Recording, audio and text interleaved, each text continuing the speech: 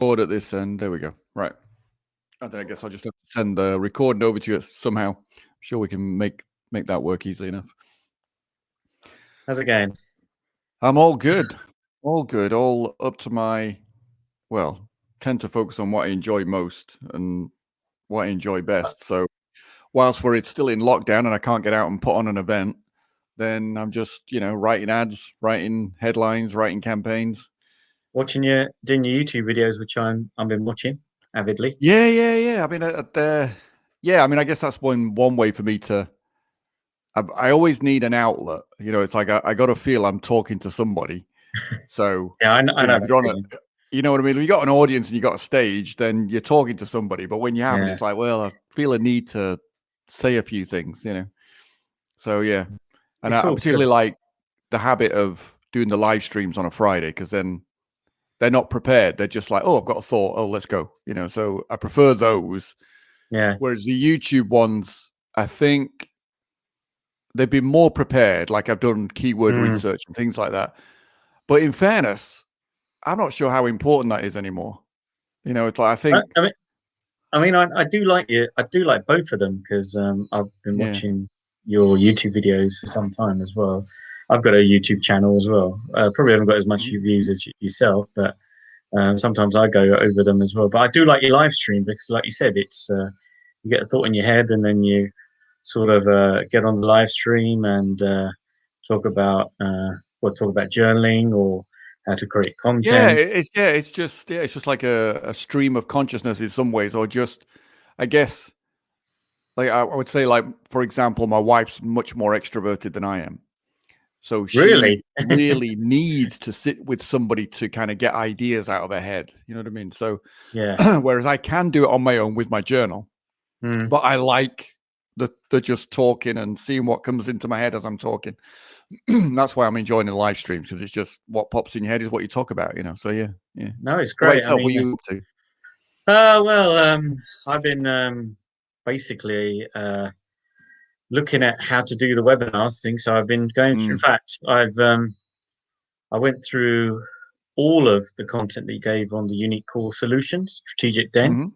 I know you haven't done one for April, but obviously I know you've been busy. I haven't. Yeah, I've mapped it out and then I've got distracted, so that's my bad. But I will get that recorded. You're not the only one, but I like especially. I think when I first went through it, I didn't go through it. I didn't consume it as much. But the thinking skills for the entrepreneurs I found have been the most helpful because I watched all of them again, and you're right. You've got to go back to them again and again because each time you go, you get new ideas. And I think in similar ways, like yourself, you talk about overthinking. I overthink a lot. I've got so much stuff up here, Paul. Literally. Yeah. And then if I don't share it, even if I just don't share it with the world, I reckon one day it will just clog up. Not that it will, because we only use about less than 5% of our brain. But we don't use much. But yeah. It was funny actually because I posted on Johnny's Facebook group this morning, so I'm still waiting for the moderator to approve it. But I literally said that it was that I just put that when I did my first ever webinar online, nobody registered. Like there was nobody, but I did it anyway. It's like I just did it. And then the second one I did, I think 6 people registered because I wasn't using paid ads. I was just doing organic. So 6 people registered for the second one and nobody turned up live. But then somebody watched the replay. But somebody watched the replay and then it was this is going back 2014, 15. And somebody then watched the replay and booked, because at the end of the webinar, it was like book a call with me, and somebody did. And I was charging them, so they had to pay to come to book a call with me because that made sure they turned up. Yeah, and then of course that led to a sale. That was a coaching course. That was $12,000. So it was that kind of thing of just get started, because the worst that can happen is you end up with a client. I like that. It's a good problem to have. I know you've been posting on Johnny's quite. I mean, one of the challenges I've had, and I know we've spoken about this, is how to still define. I'm still getting stuck with how to define my. I don't like the word avatar. I know Johnny uses it, and I know everyone uses it, but it just reminds me of the film with the blue people. I'm trying to get blue people. Yeah. So but even with the ideal client, I'm like, so should I go into niche it just entrepreneurs, or should I get property investors? Because I think what it is who am I excluding? But I suppose maybe that's where I'm overthinking it. You know, what's your take on that? I mean, I like. I think it's Perry Marshall always said that marketing is about getting rid of people. You know, so it's not about how can I find the most people. It's like how can I eliminate the most people so that people I'm left with are the people I really want. And so in that respect, you can kind of think of it from both angles, if that helps, because it's not about trying to get as many people as possible, certainly out the gate, not at all. But and also the other side of it is, I think, you know, overthinkers like myself, like yourself, we have this habit of thinking we have to have everything perfect before we start, and it's like that could be no further, not possible to be further from the truth. Whereas getting started, like, you will learn more from doing stuff than you ever will from just thinking about stuff.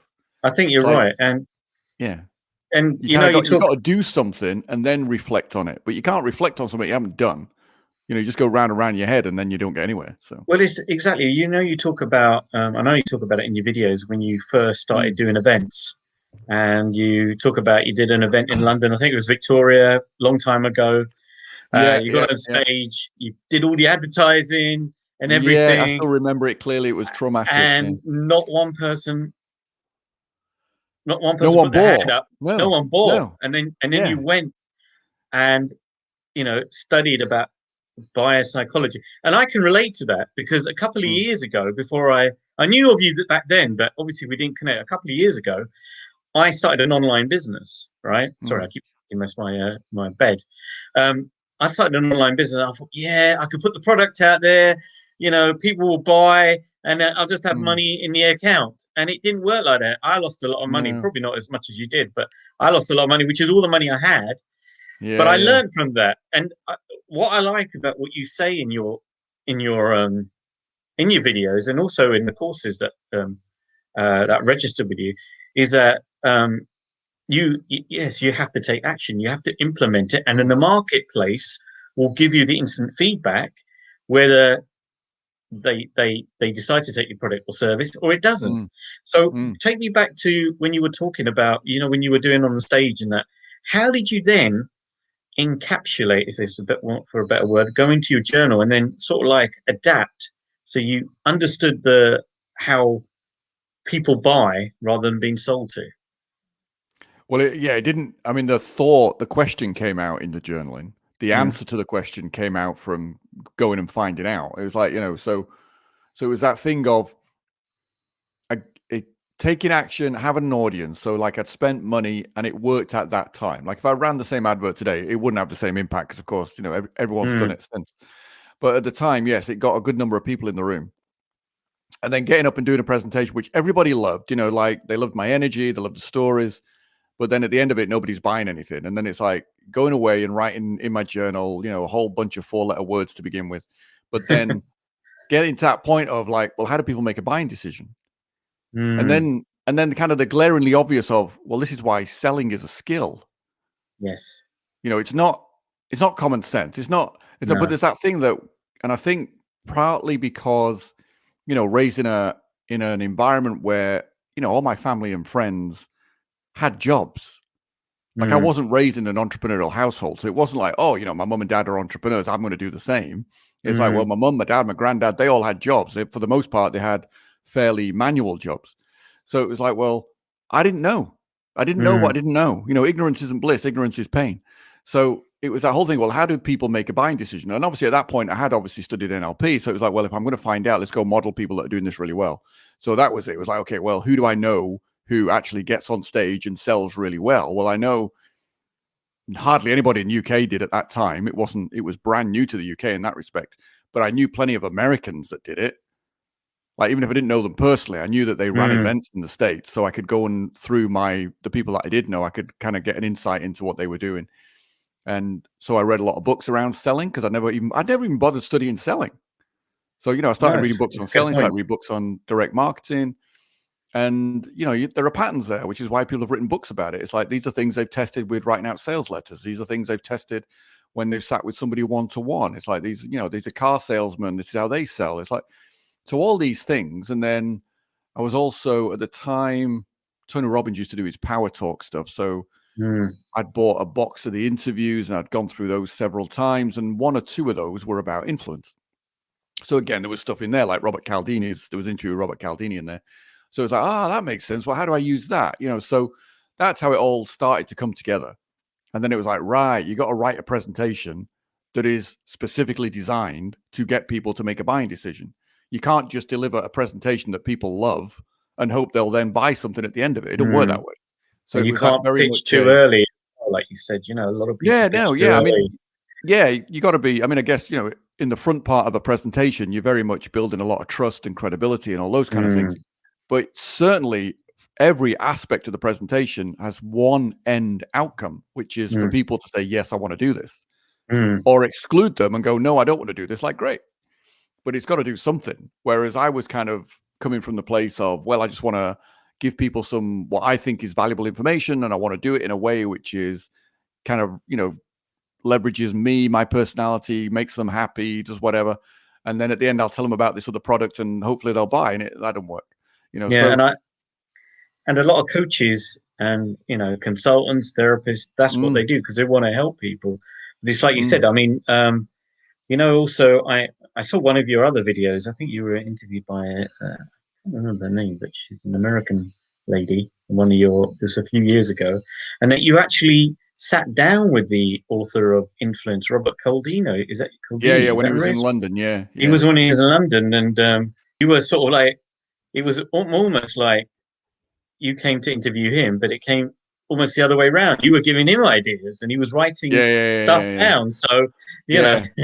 Well, I guess that's part of him, isn't it? Like he's a nice guy and he is, I guess, of an academic background. So he's used to making notes and collecting information. So yeah, it kind of turned out that way. We sat down for lunch and I had lots of questions, but then I just started saying, this is how I've used it. I did this and I did this and I did this. And he was like, wow, that's great. And he gets his notebook out and starts making notes, So yeah, I guess I in my head, I've always been, I like to take ideas and then see what else I can do with it. That's good. So that's really good. I guess, part of my natural curiosity. It's like, well, what else could I do with this? How else could I use this? So that's always been there. And interestingly, looking back, like Jay Abraham, I'm sure you've come across his material. Yeah, Jay Abraham. Marketing guy. And he built his career on taking ideas from one industry and bringing them into another industry. So it was that whole thing of what else can I do with this? Well, we can go to apply it somewhere else, in somewhere that doesn't even know it exists. And obviously that was a great way to build a career, so. It's funny you used to say that because I remember you talking about Rich Sheffrin. So now every Tuesday, I'm on Rich Sheffrin's thing. And I actually asked him, I should have mentioned, he probably might have remembered you, but I did say to him, Rich, do you do the same as Jay does? Do you take things from different industries and then apply it to your and he does, and it's exactly what he's done. Yeah, and I know he's doing his Steal Our Winners program, which is he's got all these, and I know you've also done one of his programs. What do you think about that? Do you think if for someone who's starting out, do you think that might be a bit too advanced, or do you think it would be better once you've got some clients together, or say you had to start again from scratch, right, and you didn't have all this knowledge, and you were going to be a coach and a consultant, what advice would you give to someone out there? Because I consume your advice, but I'm saying I may be a little bit further ahead than someone else, but saying to someone who's maybe at home at the moment, not sure if they want to go back to work, or if they do want to, maybe they want to do side hustle. Like I know you talk about side hustles as well. What advice would you give to them? Because there is so much information out there. As like you said, there's a lot of information. There's not much wisdom, I think, is the best word. I would say one of the core phrases, because then again, this goes back to what's influenced me. And I mentioned earlier, Tony Robbins used to do his Power Talk stuff, and I remember buying a box set of these things and listening to them. And one of the interviews was with Cialdini, which I loved. One of the interviews was with Jay Abraham. That was my first introduction to Jay Abraham at the time. And it was in that interview, he said, whatever business you think you're in sales and marketing. And that stuck. So it's like, and obviously at that point, I think at the time I was selling Ed Straker. I don't know if you've come across him, but he had a program called The Reading Genius. So he's an American guy, very spiritual guy. And he put this program together and he turned it from a seminar into a home study course. So I was selling it in the UK. So that's how it started. I see. Okay, you licensed it. Yeah. You licensed it. Okay. Yeah. So I was selling that over here, but I knew nothing. I just knew I wanted to do something different. So, I'd met him, been to his seminar, we'd gone out for dinner, we'd had a chat, and I said, "Oh, why don't I sell it in the UK?" And he's like, "Yeah, I'll send you 3 boxes." So these things came over, and I started selling them, and then I was listening to this right around that time, and it was like, yeah, whatever you think you're in, you are all about sales and marketing. Just because you've got a product which is in your eyes fantastic, so whether it's a product or a service, whatever it might be, doesn't mean anybody else is going to think it's brilliant. Doesn't mean anybody else even knows it exists. I mean, that's the other thing. It's like most people don't even know you train as a coach. You might have some fantastic coaching skills, whether it's a coaching certificate or whether it's an NLP type training. You've got these fantastic skills, but nobody else in the world knows you exist other than your friends and family. And they're not necessarily the people you're looking to sell to. So yeah, it's that whole idea. You've got to start thinking in terms of this is a business and a business is sales and marketing. Certainly. And also, I think Johnny's mentioned this as well on a number of times. And I think probably comes to mind is that no one gets up in the morning and think, oh, I need a life coach or a business coach. Yeah, no one gets up in the morning. So like you said, the visibility is important. And one of the challenges I've had is getting my name out there. Although I'm getting better at it, with using social media now. Yeah, you can post regularly on social media, that you get follows, likes, and shares. But my own personal take from this is that you don't necessarily get clients out of it, or maybe you don't get clients initially. You need to do something. You need a system in order to attract clients. Do you think that's true, or do you think that maybe I haven't used an effective strategy on social media? I think if you come back to first principle, whatever business you think you're in sales and marketing. So if you come back to that and you said, okay, I want to use social media, it's like, well, what's the social media side of it? Well, is that the marketing side? Well, in which case, okay, look, I'm looking to attract leads. I'm looking to exclude people. 7 billion people on the planet. I don't want to work with all of them, and I couldn't possibly. Oh, yeah. So it's like, who do I want? So then if you're putting out a post, the post has to, in some way, allow people to self-select. It has to, like the messaging in the post, the headline of the post, the content in the post, the story in the post, all has to have somebody read it and go, "Ooh, that's me. I want some of that." I see. So you can't just put out a post for the hell of it. Yeah. So it's got to be. I think it ties in with your ideal client, sort of the ideal customer that you're looking for, in a way. Certainly. Yeah. I mean, the other side of that is, we live in a world which is everything's cluttered. So there isn't. You're not the only coach on the planet. Obviously, you're not the only coach loads. In the UK. Yeah. There's thousands of them, hundreds of thousands of them, and they're all for the most part trying to compete, I guess, for the same marketplace to a certain extent. So yes, if you can do something which just gets attention, but gets a lot of attention, then within that attention, there's probably going to be somebody that you would make a good client.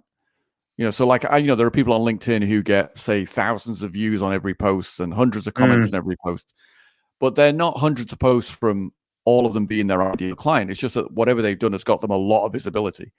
But hopefully within that thousands of views and hundreds of comments, there are people that would make good clients.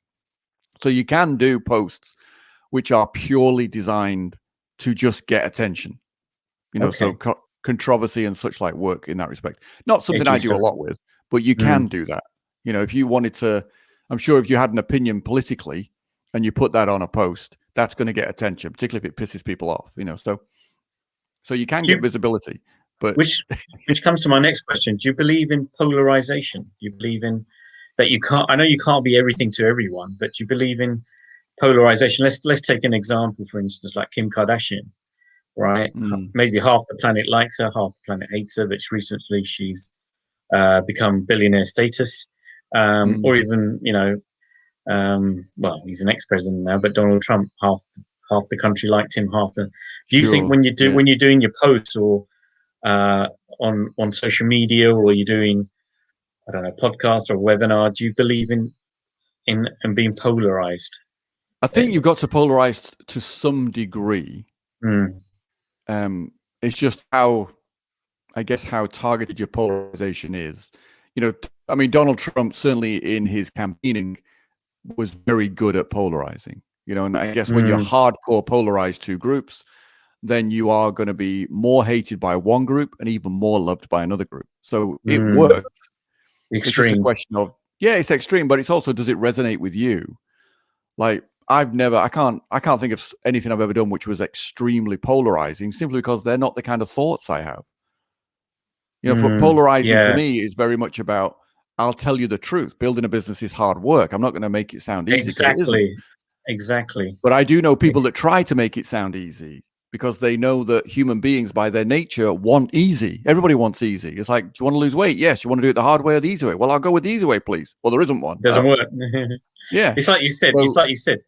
Even in your Crush It program and the other programs that you say that, you can't have your ideal life handed to you. There is no croc at the end of the rainbow. There's no, you pull the machine and all the, the only time success comes before work is in the dictionary, really. You need to go out there, experiment, test, and that's what I like, and that's what resonates with me, because I was the same. I thought, I'd start a business, be easy, and also, I digress a little bit, but I saw an Instagram post recently.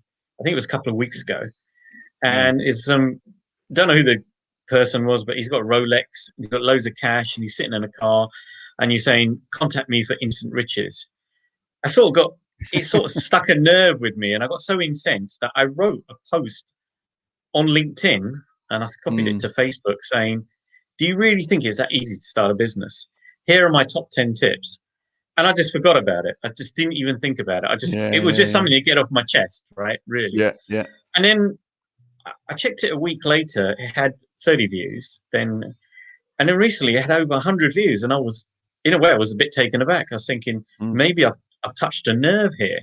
I've touched a nerve. But you're absolutely right. Starting a business is hard. And, when you talk about the three key areas that you have to, skills, strategy, and I think self-confidence is the other one. Yeah. Can you explain a bit more about those three key legs? Yeah. I think if you compare it to, say, any other topic, is a funny one, in the sense of, like, if somebody said they wanted to learn French, then they would go and get lessons. They wouldn't think, learning French is common sense. You just go out and talk in a French accent, everybody understands you. It's like, don't work that way. But nobody expects it to either. But for some reason, and we've all done it, you come to business and think, business is common sense. But it isn't at all. And so there's a set of skills that are required to be successful in business. But you don't know that until you're in business. And then within that, then there's like, okay, I want to sell X number of my courses, for example, to these types of people. Then it's like, well, how are you going to do that? And that's where strategy comes in. Because strategy isn't just saying, well, this is how I'm going to get attention. This is how I'm going to make a sale. It's also saying, this is how I'm going to get attention in a marketplace filled with other people also trying to get the attention of exactly the same people I want to reach. So that's where strategy comes in. So there's a skill set that's necessary. And it isn't the matrix. You can't inject it. You have to learn it. And then there's strategy, which is always changing, in the sense of, out of strategy falls tactics. But the tactics can be overdone. So, like today, like talk about a pattern interrupt, straight out of NLP, a pattern interrupt stops somebody's way of thinking, stops them in their tracks. The concept is kind of universal, and that doesn't change. But what you use to interrupt somebody's pattern, that's a tactic. And that can get over and over and over done. So, if I put up a picture of naked breasts on a Facebook post, it probably would stop attention, especially if they were women's breasts. You got to be careful with that, because Facebook. You got to be careful. Yeah, it's going to get banned. But but if everybody did that, then people would ignore it. They'd delete it. It'd be like, not another set of breasts again. Because it's become more common. Because it gets everyone starts. It loses its effectiveness. It's not different anymore. It's the same. So that's why you got to stay ahead of the game. It's like, that's where creativity comes in. It's like, if you want to interrupt somebody's pattern to get their attention, what are you going to do to interrupt their pattern that they haven't seen before? Because if they've seen it before, they're like, seen it before. And then this is a problem in anything. You know, you're selling weight loss and someone goes, well, and they read let's say they even stop and look at your ad. And then your ad says, here's my 3 secrets to weight loss. And they go, yeah, I've heard those before. Because in their head, they're going, I've heard those before. I've tried it. Didn't work. So it won't work this time. Move on. But if they stop and they read it and they go, oh, this is new. I've not heard this before, which is where the unique core solution comes in. Even if it's the same information, just package it so that it seems new, so that people go, oh, I've not tried that, because that ignites their hope again. And now they pay more attention. And this is it's like tactically, you got to keep changing. So, and then they will look at it and assess it and say, you know what, this is something new. This is something that I haven't done before. Because you're right, we're human beings, you know, there's a famous saying, in it, once bitten, twice shy. And it just relates to business as well. How many, if you go on Facebook right now or LinkedIn, how many coaches, consultants are offering, I mean, they're offering 5-day challenges. They're offering 7-day challenges, 30-day challenges. You know, and it's and even with the webinars. Everyone goes, not another bloody challenge. They get jaded. They get jaded. And totally jaded. Like you said, that with the webinars as well, they watched the webinar and said, oh, we'll just get to the point, because I know you're going to offer me something. And I don't want to spend an hour or 90 minutes of my life. Just get to the point. You know, it's a case of that, unless you do something different. So even getting people on a webinar is harder, because people are going, it's just a pitch. So it's like, okay, well, we don't do a webinar. We'll call it a virtual event. We'll do a whole day and call it a virtual event. Oh, that's new. So they'll come on that and virtual event. That's why virtual events are working, and hopefully will continue to work for much longer, as long as people don't turn them into complete pitch fests and just annoy everybody. Then they should work longer. But it's that idea of, well, it's not a webinar, it's a workshop. So just changing the name, making it seem new in some way to encourage people to sign up. Because if they read it and go, that's something that seems new, seems interesting, is relevant to me, I want to know that, and then go, but it's a webinar, you're just going to pitch me, that doesn't help. But if they think, you know, if you can design it differently or build more trust up front to the point where they go, actually, it's worth me attending, then that's, again, that strategy again. It's like, well, what are you going to do to overcome that distrust in the beginning? Which brings me to my other point, is when you're doing your webinars, one of the things I do like, and I think it's a strategy that people should copy, maybe not to the extent they copy directly, but you give your offer up front, which is different to what a lot of people do. They'll do the webinar, and then it'll be 30 minutes, 60 minutes, maybe 90 minutes. And then they'll do the offer and they'll go, it's at this price. Then they'll sort of do the upsell, then the downsell, then there. Whereas you do that at the beginning. My question is, does that also alienate people in a way? Or do you find that because you've offered up front, people realize, okay, we know he's pitching, but he's pitching at the beginning or during. Yeah, I mean, at the beginning, I'll tell people there's an offer without a doubt, because I've noticed that, and this is pre-framing. So in influence terms, it's just pre-framing. If you tell somebody something's coming, then they're not upset when it arrives. Okay. You know, so, and what a great example, London Tube. I remember getting on the tube one time, and I sat down. The guy next to me was a bit fidgety, and then the doors started to close, then opened again, and he was really annoyed. He was like, you know, wanted the tube to just move. And then we sat there for a few minutes, and he's getting more annoyed. And then the door started closed again and did exactly the same. And he was really annoyed at this point, because obviously in his head, he's like, will you just leave the station already? Will you just move? I want to get to my destination. But London Underground have learned from this. So nowadays you will get, and this is all it takes, is the driver just makes an announcement. Really sorry, we're going to be stuck here for 3 minutes, 4 minutes, whatever it is. It's a pre-frame. Then people go, oh, okay, we're going to be here 4 minutes. Now they're not annoyed. Yeah, because and it's just it's that. And so one of the things I tested early on when I was doing my stage presentations was literally just saying, hi, my name's Paul. We've got X amount of time, which isn't enough for me to share everything I need to share with you or can share with you. So there's going to be an offer at the end of this. So I just tell them straight at the beginning, like, I'm going to share as much value as I can in this 90 minutes, and there's going to be an offer. because to take this further, you're going to need to know it in more detail. But everyone goes like, oh, okay, cool. So we're going to learn something. And then if we wanted to go further, we can. So it's not a secret. Whereas otherwise it's, oh, let me pretend I'm going to share all this value with you. Oftentimes there's not as much value in it as they thought they were getting. And then there's a pitch at the end of it. And they're like, so all of that was just for a pitch. And people get annoyed. I'm much more of the opinion, like, well, I don't want to be dishonest. I want to be transparent. So I'm not going to lie and say there isn't a pitch, which obviously nobody does. But also I'm going to be transparent and say, yes, there is an offer at the end of this. Of course there is. And the whole point of this is you're going to decide whether that offer's worth it or not. And you're going to decide whether I'm worth buying from or not. And I'm going to make sure you've got enough in this 90 minutes or 60 minutes that you've got something you can take away that made your 60 minutes worth spending. And that's my whole focus. It's like, I want you to have value, because if you don't buy today, I want you to wake up tomorrow and go, oh, I really enjoyed that. And then if you hear from me again, you go, actually, I might do that. And I've tracked this. When we were selling seminars, I'd have people who would come to a live event, a pitch event, 3-4 times. Same pitch event. It was exact. And if I recognized them, I used to say to them, remember, you got to laugh in the same places because it's all the same jokes. So they'd go through it 3-4 times before they signed up, on 3-4 different occasions. And the other thing that I learned as well was, particularly like in the early days, I was like a hired gun. So I was pitching for other people. And that's where I tested a lot of my stuff. But we had a follow-up team. So you'd have people on the phones who would call everybody that didn't buy and try and sell them again. And of course, the guys that got on the phones, the girls and boys that got on the phones, after a while, they started to notice a pattern. So there was about, I think at the time, there was about 6 or 7 different pitch speakers. And they all used to come to me and say, I love calling people that come to your events. Because they never. And then when I built my NLP company, I had a sales team of 6 people. And about half of them were new to the idea of getting on the phone and calling people. The other half had been doing it for other companies and, insurance and all that kind of stuff.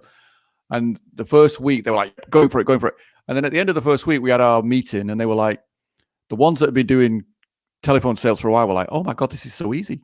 She said, and they were literally like, I've never had a situation where I ring somebody and say, you came to Paul's presentation, and before I've even finished, they're like, oh, wow, yeah, what a great evening. What a great presentation. Loved it. What a really nice guy. He said, then talking to them. Really good endorsement. Yeah. And then talking to them and then saying, would you like to come on the seminar? Some of them did. Some of them like, oh, I can't do it now, but I would love to do it. Okay, well, maybe sometime in the future.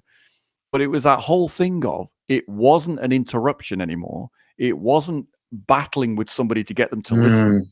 They wanted, and this is the thing, this was a pattern.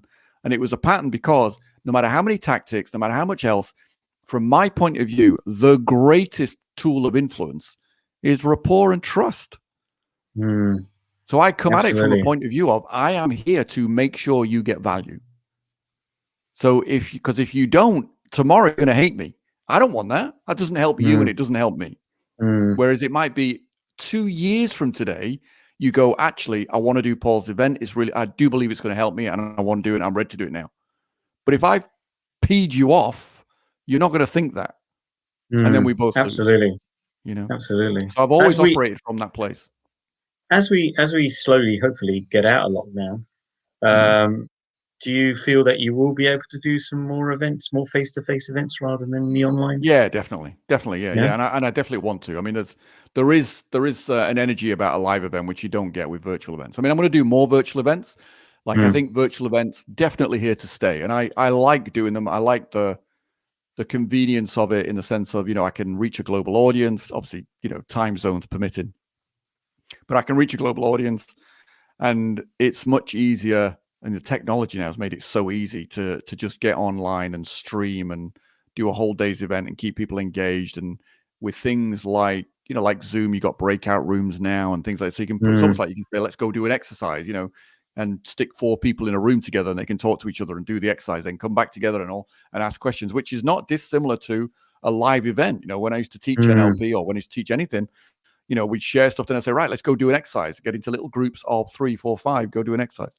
And then come back together and ask questions. So you've got the ability to do that virtually. So I think, if anything's come out of this pandemic, it's that virtual events work, people benefit and love them. So let's do more of them. And I want to do live events because I miss the human interaction and the energy of seeing people transform, if you like, certainly shift their thinking and shift the way they approach their life, so. Okay. So, yeah. Okay. If going back to obviously people will be watching this either live or maybe on the replay, what advice would you give them if they're looking for an opportunity to be a coach or a consultant or create an online course? I know it's a bit of asking the question, how long's a piece of string? Yeah. But it's well, if you go back to start with first principles again, whatever business you think you're in sales and marketing. And then if you go from that to, okay, so there's a set of skills you need. Selling and marketing are skills. So within that, my advice would be learn to sell one-to-many. One-to-one selling is all well and good, and it's great for, obviously high ticket stuff. People like get people on a call and have a conversation with them. That's all fine. But if you can do one-to-many, you'll find doing one-to-one so much easier. But if you can do one-to-one, moving from one-to-one to one-to-many, it's a slightly different skill set. But if you understand one-to-many, then you understand marketing much better as well. So you're trying to reach a group.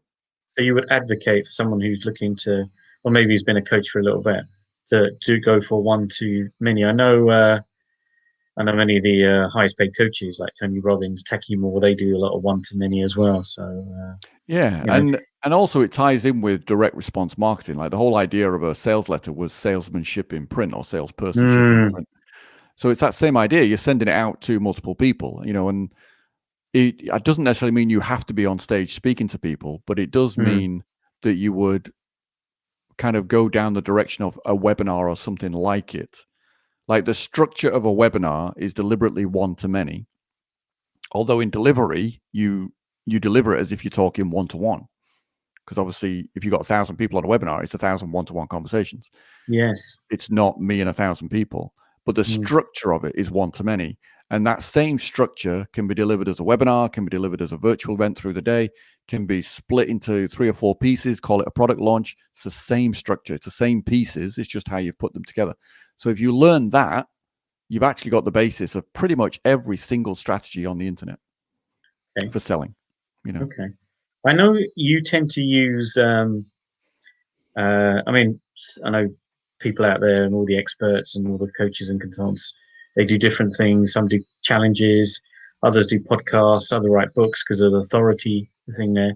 But I notice, especially on the courses that you present in your strategic chain, you find that one of the most effective ones are a webinar.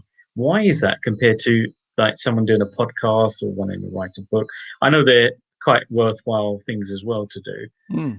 But why specifically a webinar? Because if people are saying, oh, a webinar, oh, not another webinar. Oh, well, is he going to pitch at the end of the webinar? What's going to make this different? So why do you think that's so effective? Because you are specifically, if you like, asking for the money. So, a podcast done well builds trust and builds credibility. Okay. So, which is the front part of a webinar, so it's doing more so the podcast is building trust and credibility. You write a book and then you're perceived as an expert. That's credibility. Somebody who reads your book and enjoys it, then that's trust and credibility. So all of those things are doing the front end work of, if you like, building your audience. The webinar itself is then continuing that and saying, okay, like here's more trust, here's more credibility, and here's a demonstration of value. So let me demonstrate that I know what I'm talking about by giving you things that are going to work and that help you now. And then at the end of it, it's like, okay, look, now I can actually make an offer. So now you can carry on the journey. And these are my beliefs around selling. It's very much that it is a journey. And the only way I can continue to help you is if you come on this journey with me. And so therefore we can give you all of this. I can get you started on the journey. And then you got to continue the journey, which means obviously you got to buy the offer, buy the product, whatever it might be, so that we can carry on. And if you don't do that, then of course you're going to go back to your day-to-day life. And what's going to change? Nothing will change. Yeah, exactly. And nothing will change. Yeah, as much as you want it to, it's rare that things change unless you do something different, which means making a real decision. For a lot of people, buying something is a real decision. Like they've made a commitment, so they're going to follow it through. I see. Well, it's like they're saying, isn't it? The definition of insanity is doing the same thing again and again and expecting a different Again, result. yeah. You need to do Exactly. something Yeah. differently. You got to do something different. Yeah. And the And other the side other is thing like, you that, can't do it alone anyway. The hardest part, I mean, that's why coaching is so valuable. The hardest part is that, people left to their own devices don't do anything. well, I So you like need that that because accountability. there has been a lot of debate recently on the internet, maybe on social media, with you get these experts, so-called experts, or they are experts, I don't know, and they're saying, "Oh, you don't need to pay a coach to do this; you can do it on your own." But I'll be honest, from my experience, I've done it on my own, right? Yeah. And you just get lost. You can't Yeah. see the wood for the trees. No. The biggest problem I think an entrepreneur or a coach has is themselves. Yeah, I think totally. that's the Always. biggest. So Yeah. so if you've got someone outside, like a coach, like you said, or a mentor, or someone that can guide you, can't do it for you. There is No. a mistaken thing that as coaches, we do them for them, but we don't. But the fact that you've got another brain initially, a second pair of eyes that is not Yeah. close to the situation as you are, which is why I Yeah. believe, like yourself, I believe in investing in your own personal development. I mean, I know you've heard of it. Jim Rohn, who was Tony Robbins' mentor. I don't know if it's a quote, but he did mention once. He says, "Income really exceeds personal development. It may sometimes take a lucky jump, Yeah. but in order to grow, and I'm sure it's a similar theme that all the other experts like Brian Tracy, Zig Ziglar, Rich Sheffield, they all say, Jay Abraham, you have to invest in yourself. Now, you may not get I think the issue with a lot of people is saying, all right, I want it today. I want the result today, but it doesn't work like that. It's like you said, it's not, I think you talked about the story about a young guy, a young child. He's puts popcorn in a microwave, and he's staring at the microwave, and he's going, "When is it? When is it?" And it's like it's instant popcorn, but it still takes time. 20 It seconds. takes 20 seconds and I think that's there is a lot of that today, especially. I mean, I sometimes maybe take it a bit personally when someone says, "Oh," and some of these, even these high valued experts say, "Oh, things are changed now. You can make a fortune overnight." But overnight, success usually takes 10 years. Yeah. I mean, I haven't seen much overnight success. Not that wasn't 10 years in the making, And the whole Exactly. point of that is that first 10 years was somebody developing the skills, coming up with different strategies, developing their creativity, learning all the elements they're going to need. Yeah. It's like, that thing, if somebody says to me, okay, if you had to start all over again tomorrow, what would you do? Well, quite a lot, actually, because I already know what to do. Exactly. But if I'm starting from scratch, back when I started from scratch and I knew nothing, part of the challenge was I knew nothing. Yes, exactly. But you've learned as you've tested. You learn as you go along, yeah. See, if I'd got a coach at the beginning who said, okay, we're going to run this advert, I'm going to put, 70, 80 people in a room and you're going to do a 90-minute pitch. If I'd had a coach saying, do you know how to do a 90-minute pitch? And I'd have gone, well, no, actually, it's just common sense, isn't it? No, it's not. I'd have saved a lot of money and a lot of heartache. Now, don't get me wrong. Maybe that was my journey and that's how I learned and so on. That's all good. But at the same time, it's like, that isn't common sense. And to have somebody highlight that would have been better. And also, my friend Errol, who I mentioned quite regularly, and he passed away last October. Yeah. I mean, the guy was a multi-billionaire. But he's like, all the conversations we had, the number of times he told me about mentors that he paid in his business as he moved forward. If he got a problem and he was stuck, he went and found a mentor and he would pay them. And he talked about, who was the guy that wrote Who Moved My Cheese? Oh, Spencer Johnson? Is it Spencer Johnson? Yeah, there was, him or one. I think there was two authors. One of them. There's Spencer Johnson and the other guy who did the 1 Minute Manager, Ken Blanchard. 1 Minute Manager, him. Yeah. Yeah, Ken Blanchard. Kim Black, that's him, yeah. And Errol was saying he had a problem in his business and it was, management type problem and he didn't know what to do because he'd never been there before. So he rings Blanchard, gets in to find, he sees an article by him, rings him. And he said, Blanchard was all a bit kind of, I'm not sure I want to do that. And Errol just said, look, I'll give you 10 grand a month. Come and tell me what I need to do. And he was like, okay, I'm on the next plane. So it's that kind of thing. But Errol was very much about get a mentor. If you don't know something, get a mentor. Stuck, get a mentor.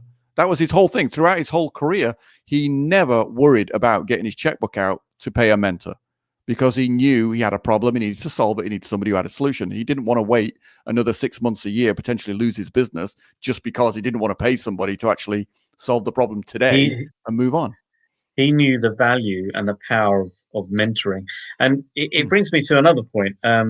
When I used to go to a lot of seminars and workshops and events, and I basically a guy that I used to know that I used to respect used to say to me, sit at the front, ask questions, take notes. And there was someone I met during the break and said, you know, I know all this stuff. And I asked him a question. I said, so what are you doing here then? If you know it all, why are you at the seminar? And he goes, you know what, I don't know. And I said, have you got a coach or a mentor? And he goes, no, I do it all myself. And I said, well, how do you know what you're doing is right? And then he said to me something like, I mean, it was quite a long time ago. I can't really afford a coach. And then I sort of paused and I said, well, I understand where you're coming from, but can you afford not to have a coach? Because if you're struggling at the moment and you think you know everything, clearly you don't, because there are issues that you're having in your business. Now, I don't know whether you went to get onto a coach or get a mentor, but I'm sure you get it as well, and all the others get it. You know, there's an ongoing debate. Sometimes it's a bit tedious as well, because half of the people say, well, I can do this on myself, and the other people say, well, you can do it. I mean, if you can do it on yourself, good luck to you. But I've always found, I mean, I'll give you a bit about my story. This is actually going 10 years ago to the day. I got made redundant, believe it or not, from a fast food company. A couple of days before Christmas, got made redundant from a fast food. I won't say who it is. You'll have any guesses. There's a prize. And then what happened was I got made redundant. Didn't get much redundancy money, by the way. Then my car broke down. Yeah, my car broke down. Car that ran for 3 years, no problem. I remember it was a Toyota Corolla, just broke down. Decided one day, and it was in the middle of Sutton. So I'd get all crazy drivers shouting expletives and being abusive to me. So in the end, I had to scrap it. And I had to pay the guy to scrap it. So that was there. What else did I had? Health issue. I wasn't diabetic by that time. And then one of my friends said to me, you look really down, Rajesh. And I'm like, I don't know what's going on. Maybe it's just my time. It was just one after the other, you know, like a perfect storm. Yeah. You know, and obviously because I wasn't earning, I was having arguments as well at home as well. So it was just like a perfect storm. And then one day a friend of mine said, look, I've got a friend who does coaching. And I'm like, yeah, I've heard of coaching, but I've never really thought about it. And I can't really afford a coach. But he then said, it doesn't matter, this guy won't charge you. I said, you sure? And he said, yeah. So he then came round, and the first time I had the coaching, I was like, literally, I was just complaining and whining and blaming, you know. I was like, well, I've lost my job, my car broke down, I'm getting health issues, anything else, I'm fighting my family, you know. And he goes, okay, put that to one side. What is actually currently working for you? And I went, excuse me? No, what is actually working for you? You've got a roof over your head. I'm sure you can eat, you can drink. You've got running hot water, you've got electricity, gas. And I was like, in a way, I was stunned because I didn't realize it. Because obviously, being the mindset at that time with things going wrong, I was focusing more on what was going wrong than what was I was grateful for. And it did take a couple of sessions, I do admit. But then I thought, something happened, something shifted in me.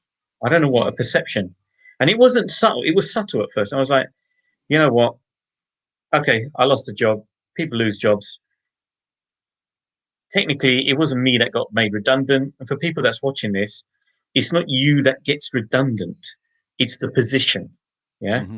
You are still you. You are still your human being. You still got your skills, experience, knowledge that you've gained. And then I got another job. It was quite far, but then my confidence started coming back. And that's when I knew about the power of coaching, and I feel, and I'm almost like evangelic about this. When someone says I don't need a coach, I'm like, okay. So I really ask them questions and say, look, not all the time, but I can usually guess where they are in life. As you probably can when you're talking to people. But that's where I found out the power of coaching, and it's not the first time. I mean, when I became an estate agent as well, I was an estate agent even though I was diabetic. I was in my mid-40s. I had no sales experience like yourself. I had no sales experience. I'd come from a retail hospitality background, so I had to learn the sales and build rapport. And I remember my first property I went to show, because they technically just give you some training and they go, there you go, off you go. Yeah. Off you go. Go out to the brave wide world and sell as many houses as you can. And I'm like, okay. So I remember my first viewing, and I took this really nice young couple, and they were looking for a place. I think maybe they wanted to settle down, have a family. And I was like, I just literally saw the property about 20 minutes before. So I was just like, sort of like taking visual memory photographs of it. And they come in and I said, how are you doing today? Thank you for attending the viewing. So this is the living room, that's the kitchen, that's the bedroom, this is the garden. And they must have looked at me and said, who is this moron? I think they saw the funny side of it. They said that we do see some other properties. Ironically, they did like it, did show them a second viewing, but obviously they found something in their budget. And then I said to myself, I can't keep doing this because I'm going to get found out. I'm going to get found out that I don't know what I'm talking about. The imposter syndrome. And at that point, it was high for me. So I got myself a coach, and in fact, they moved me from one branch to another, and there was a lot of changes in that. But then I found, apart from my coach, I found a manager who'd always been an estate agent and an assistant manager who supported me. And I was happy to realize that I like going out and doing viewings. So they'd all give me the viewings, because as I was doing more viewings, I was getting better. Because what I would do is, a trick I learned was, the first people that would see they'll say, well, we're looking for this, we're looking at that. And then I'd sort of, in a way, copy their conversation, change my words, and then offer it to the second. But as I would ask more questions and listening, which is what really selling is about, for me, it was a bit difficult because I do tend to talk a lot, as you probably realize. But I started to listen more and ask questions. And also, I didn't really care about the commission at one point. I know that sounds a bit ironic, considering, I had to make a living on it. But it's like you said, you have to sometimes detach from the outcome. If you're too focused on the outcome, you do then get very anxious, and then you come across desperate as well. So, that's just the stories for myself. Yeah. I mean, particularly in a one-to-one setting like that, then you're asking questions because you want to know what it is they're looking for. Exactly. And sometimes they're not completely clear. They're just going, oh, we want a house. They haven't really thought through exactly what they want. It's kind of vague. So in some ways, you're helping them get clarity on that, which is coaching in its own right. And then the other side of it is understanding the motivation behind it. So it's like, why do they want this? And then what is it they really want? And then within that list of things, which is more important, which is less important, which is a deal killer, which isn't, so it's all that sort of stuff, which is why even when I'm doing, one-to-many and you're not talking to people individually, I'm still of the mindset, of the frame of mind that I'm here to help somebody make the right decision for them. I think that's brilliant. And their right decision for them might be not to do it today. And that's cool, as long as I've helped them arrive at the right decision for them right now. You're not pushing for the sale. I'm not pushing for the sale, no. You're just saying to them, this is the value. As long as you've got value, and like you said, they may come back to you. They may come back to you. Absolutely. Next week, next month, regularly next do. year. That's part of it. And just understanding that there will always be people who are ready to buy now, and people who are not ready to buy now, and some of those people will buy tomorrow, or next week, or next month, or next year. And that's all cool. Yeah, that's brilliant. Just a final couple of questions. I know you're very busy.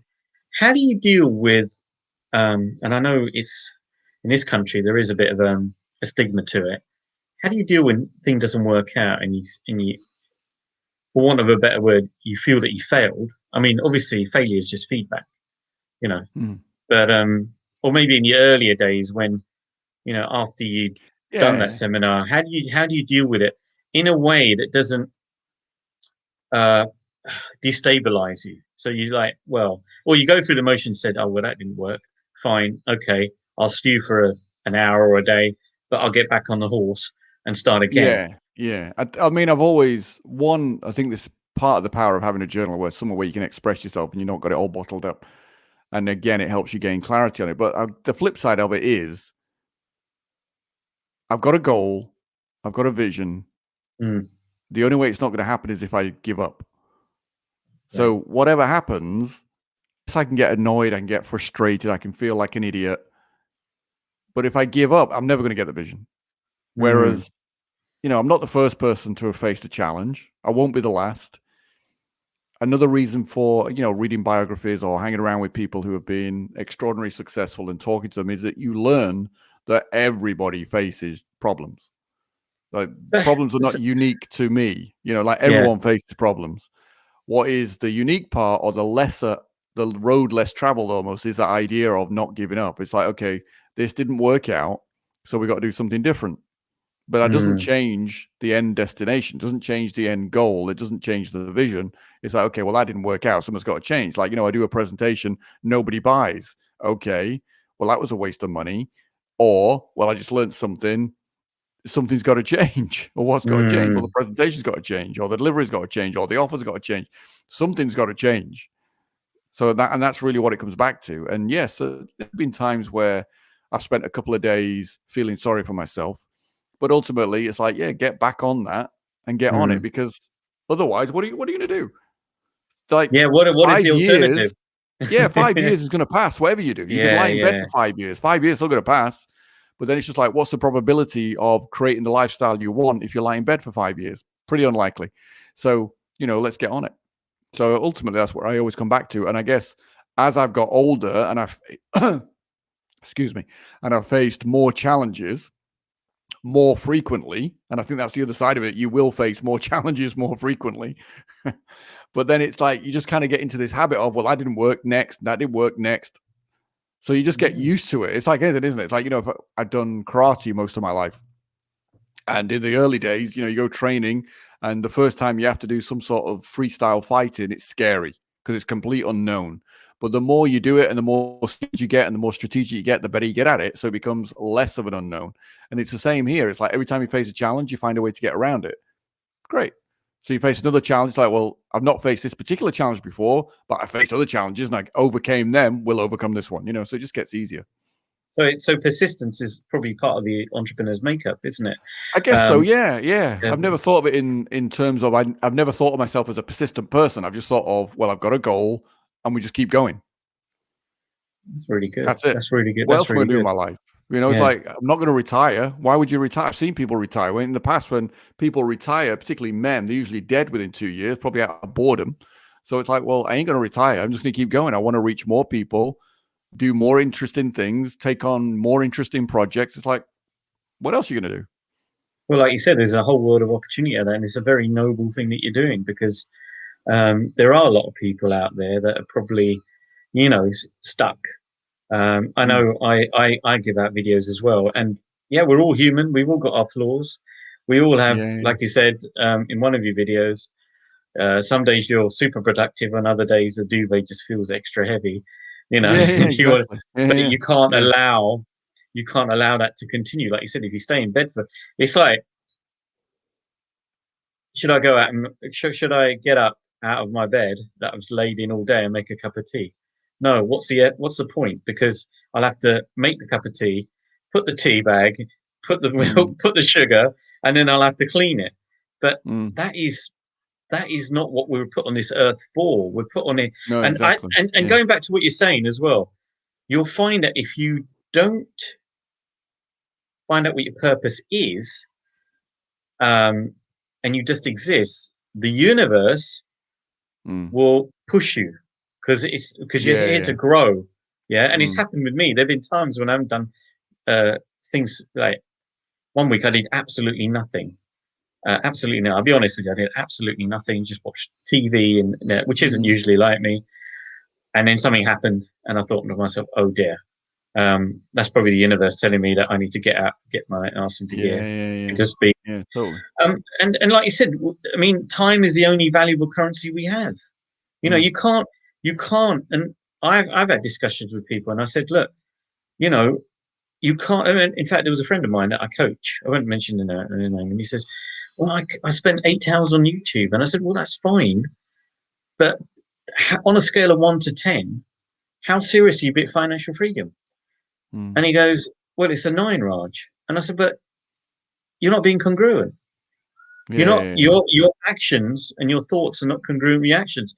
And I'm not preaching, because it happens to me as well. But if you'd cut down on that and spend more time on looking at ideas or business ideas I mean, he does have a business, a small business, but I've given him ideas, and I think sometimes it's easier to coach other people than yourself, because you've got all these things in voices in your head. I call it, there's a guy called Blair Singer who talks about little voice mastery.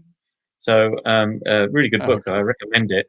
But it's like you said, you can't just, we're all going to increase in age, and I think most people find being born easy, maybe without being morbid, dying as peaceful, but they find the in between very difficult. I mean, Earl Nightingale, who started the Nightingale Conant Company, and he's one of the grandfathers of personal development, as you're well aware. And he said most people tiptoe through life to death, and I think that George Bernard Shaw said most people go to and I think you've quoted this, go to the graveyard with the music still in them. So what is it? And I don't think it's that difficult to find out what your purpose is, whether it's whatever it is, writing a book, starting a business, investing in property, looking after your family, whatever it is. But it's like you said, it's got to get you out of bed. Most people's goals, you talk about goals, most people's goals, and to paraphrase what Tony Robbins says, is, gee, another day to get out of bed and go to a job I hate, people I can't stand, to pay those crummy bills, which is probably, the pandemic's probably prevented that a little bit, but you see what I mean? It's, well, hopefully the pandemic's been a bit of a message for people. Yeah, in some ways, been a bit of a reset. Recognizing, some of the things that people thought weren't possible. Like you have to come into an office because the work won't get done otherwise. And suddenly it's like, well, actually, you can still do it and stay at home because the technology does allow you to. And maybe, people going, well, if that was wrong, what else was wrong? What else was I thinking was the only way things could be done, or was the only way my life could be? Could things be different? Or maybe the pandemic has caused them to lose their job or lose their income and go, actually, that wasn't as secure or as certain as I thought it was. Maybe that Paul Elliot guy was right when it's down to me. Maybe they suddenly realize I have got to do something. I've got to take control of it, because nobody else really is that invested in your life than you are. So maybe you should do something different. Maybe you should create an income stream that you can control. Maybe not rely on pensions or someone else doing a good job, because they might not. No, I absolutely agree. Hopefully a bit of a wake-up call. And maybe also on another side of it, I mean, I'd like to think, this might be controversial, I'd like to think that the pandemic has made people realize that actually your health is also something you should pay attention to, in the sense of what you eat, how often you exercise. Definitely. Understand a little bit more about nutrition, because there's plenty of information out there. Maybe taking control of that rather than just going, well, just because it's sold in the supermarket doesn't mean it's good for you. No, absolutely. I think more people have learned the term immune system than have ever heard it before in the history of the UK. So. Well, on that note, I would like to thank you for coming on today, Paul. It's always a pleasure speaking to you. Continue with the live streams and the YouTube videos. If anyone wants to get in contact with you, where can they go? I know you've got your own website, but I mean, a website, strategicrebel.com, is probably the easiest thing. You can always drop me a message from there, or you can find me under my name, Paul Elliot, on pretty much most social media, Facebook, LinkedIn, especially. But yeah, strategicrebel.com, probably the easiest place, easiest one to remember. All right. Well, look, like I said, it's always a pleasure. Thank you for coming on today. Have an awesome week, which I know you will. I'm looking forward to more of your live streams, and also when you get a chance to put on your next thing on the strategic den. I know you've got a lot on going on as well, but no, it's great speaking to you today. Give my best to your wife and your lovely children, and we'll speak soon. Yep, no worries. Thanks a lot. Thanks a lot, Paul. Take care. Bye-bye. Cheers. Right. End that.